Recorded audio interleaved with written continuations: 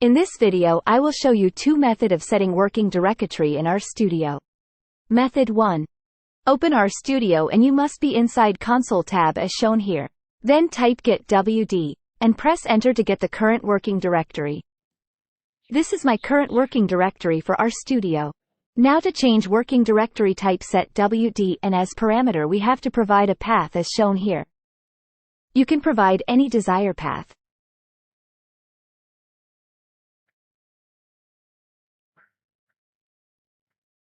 Instead of / we have to use / as shown here. Then again type getwd to get your current directory. You can see current directory has been changed. Method 2. Go to right side, then navigate to Files. Then there select your desired path for working directory. Here I am creating new folder as path.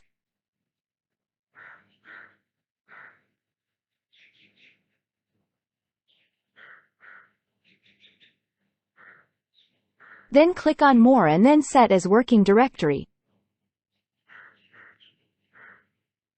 You can see working directory is set to new path. You can try getwd to get the current path.